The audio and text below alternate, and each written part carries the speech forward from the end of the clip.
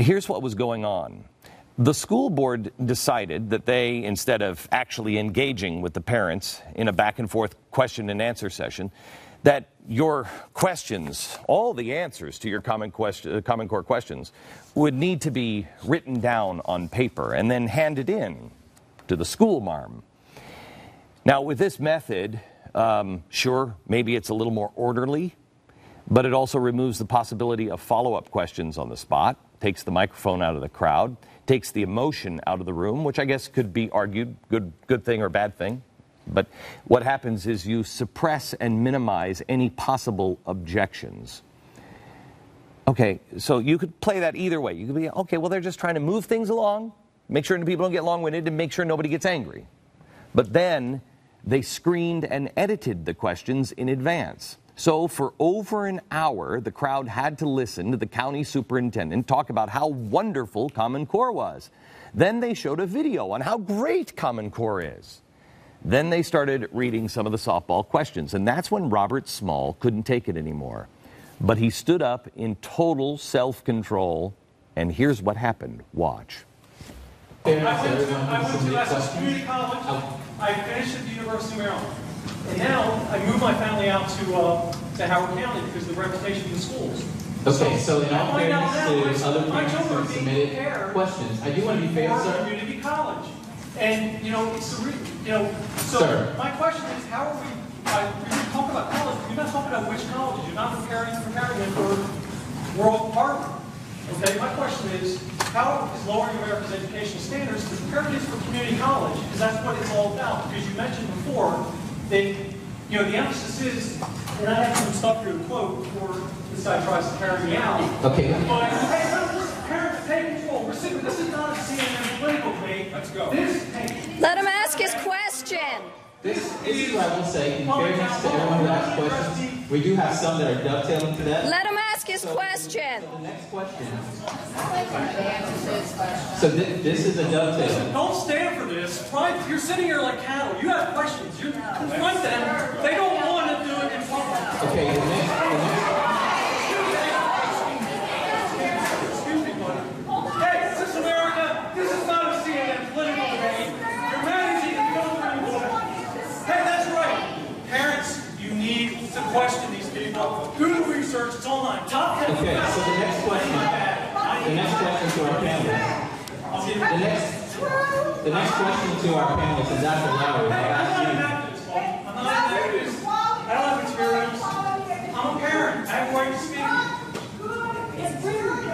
Okay, so you're asking softball questions. And again, look at this. Be very respectful to everyone who asks questions. And so the next question really is, Dr. Lowry, to you, because you work so closely with 2- and 4-year institutions. Is the Common Core state standards implementation by Maryland and attempt to filter students to the community college? Now they're concerned. Okay, now did he look at all out of control? That guy was intimidating him. He was manhandling him. This is the way it used to happen in Mother Russia, not America. Now here's the kicker. The reason why I couldn't sleep on Friday is because this guy, the father, was charged with second-degree assault of a police officer, faces a $2,500 fine and up to 10 years in prison. Excuse me? Show me the physical threat. Show me the assault. The assault happened the other way around, as the officer was violently yanking him by his arm in an attempt to remove him. Remove him from what? What was his crime? Asking a question about what's going to happen with his children? What law did this man break that warranted such a use of force? I'll tell you what it was. Doing this. Doing this. You know this picture? You know what that is? That's Norman Rockwell. A guy standing up in a school board meeting and speaking his mind. That's what Norman Rockwell said was one of the 4 freedoms. Stating your opinion. As Small was being dragged out, he said, "Don't stand for this. You're sitting here like cattle." Mr. Small's admonition to the herd is spot on. Where were the teachers? as he was being removed. You know, the ones that always teach about it's wrong to bully people. Did no one feel that he was being bullied? Did not one person have the decency to say, stop, stop, stop, up there on the board? No one said, let's stop. One woman taping asked that question. Another woman stood up, said something to the guard to no avail. But other than that, nothing. Nothing. We have seen in the last few months teachers stand up for a colleague who sexually molested and raped an 8th grade student. But the teachers don't stand up against this? No one, none of the parents dare ask a question out loud or directly address the almighty school board without writing it down on paper first. Otherwise, it'll turn into the Salem witch trials. Cattle. Time to get out of the herd, because you're being led to slaughter. Perhaps people were afraid to speak because they were afraid of being dragged off by a police officer. And so the option is I sit here with my mouth closed, like cattle. And when nobody is there to stand up for you, it's because you weren't there to stand up for everybody else that was dragged off.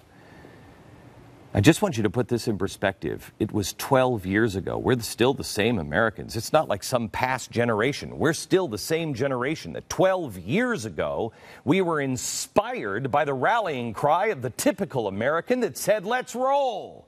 We've gone from let's roll to cattle in 12 years. Don't tell me that we haven't lost our country. Don't tell me that we haven't been fundamentally transformed. I don't even recognize Americans anymore. Now, here's why I want you to remember this video. I want you to write this down. If you keep a journal, I want you to write this down because you're going to look like a prophet to your kids someday. Believe me on this. Do you remember when I was at Fox and I told you about the fruit cart vendor in Tunisia that set himself on fire? And I said, that guy, nobody will understand. Everybody will call me crazy, which they did. But that will lead to a watershed moment, and it will spread across the Middle East. And it will turn everything into chaos. And it did. Write it down in your journal. This is a watershed moment. It doesn't matter if this guy goes to jail or not. Did people learn their lesson? It's dictatorship 101. Make someone an example, and the rest will stay in line.